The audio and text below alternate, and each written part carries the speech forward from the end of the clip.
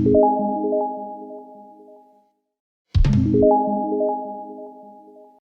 hari ni kita nak tunjuk pula cara buat voucher, set up voucher di Lazada. Kita kena pergi Lazada Seller Center lah. Dekat belah kiri ni ada marketing center, ada macam-macam button, ada marketing center. Kita pergi dekat promotions. Klik promotion. Okey, cuba tuan-tuan perempuan tengok. Ada 6 jenis voucher dekat sini. 1, 2, 3, 4, 5, 6, 7. Bukan, bundle tak termasuk. Ada 6 saja. 1, 2, 3, 4, 5, 6. Betul lah 6. Okey. Saya terangkan satu-satu apa dia ya. Regular voucher adalah voucher biasa yang kita akan nampak dekat kedai dan produk kita. Store new buyer voucher adalah hanya untuk pembeli pertama sahaja. Kita boleh promosikan dekat media sosial kita bahawa kita ada voucher untuk pembeli pertama untuk galakkan follower transfer daripada media sosial platform ke kedai Lazada kita.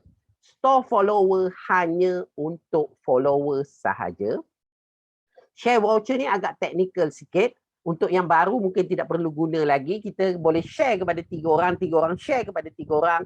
Dia hanya ada beberapa syarat untuk memastikan kita boleh guna voucher tersebut. Kalau yang bawah kita yang kita share tu ambil voucher tu.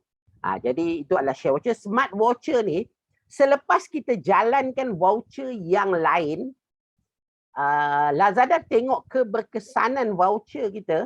Smart voucher ni adalah di mana Lazada cadangkan kepada kita macam mana kita nak setkan voucher kita, pembelian minimum dan berapa peratus diskaun atau RM yang akan Lazada cadangkan kepada kita. Itu maksud smart voucher. Ada voucher pula adalah kita boleh letak voucher ni dekat live. Kita boleh letak voucher khas dekat live, voucher khas untuk kita share pun boleh. Maknanya kita boleh sharekan melalui media sosial kita, melalui link atau melalui QR code. Kita boleh sharekan voucher ni spesifik untuk sesiapa yang kita nak. Atau kita boleh setkan satu voucher untuk orang check in dekat kedai kita. Kita kena guna store decoration untuk masuk. Kemudian kita boleh letak kat situ untuk orang check in. Jadi kita guna ada voucher. Jadi ada 6 jenis voucher semuanya. Cara buat konsepnya semua sama, kegunaan saja berbeza. Jadi saya hanya akan tunjukkan regular voucher. Nanti tuan-tuan boleh apply ke voucher yang lain. Tekan regular voucher atau voucher-voucher yang lain. Ada tulis create now di sini. Tekan create now. Okey. Nama dia memang kita saja nampak, jadi tak ada masalah. Mungkin Christmas 2021. Tempoh masa kita akan tetapkan sendiri. Okey. Ini adalah redeem. Mungkin kita akan benarkan orang collect terlebih awal. Ini perbezaan Lazada dengan voucher dekat Shopee lah. Kita boleh tetapkan redeem period ni agak kemudian sikit pun boleh. Contohnya kita start pada 27, kita akhir pada 30 contohnya. Okey. Tapi kita nak, walaupun bermula pada 27, kita nak terus collect start time ni. Kita tekan collect start time ni, kita boleh setkan orang tu boleh ambil awal. Pukul berapa dia boleh ambil, walaupun redeem 27, tetapi kita boleh start ambil pada 24. Ambil 24, guna 27 boleh. Kita boleh setkan di Lazada macam ni. Lepas tu kita boleh buat voucher ni untuk entire shop atau specific produk. Discount setting ni senang saja nak faham, sama ada diskaun tu dalam bentuk RM atau peratus. Kita pilih. Nak bagi diskaun RM2 ataupun 10% sebagai contoh. Order value reach ni orang kena beli berapa? Buyer kena beli berapa? Contohnya buyer kena beli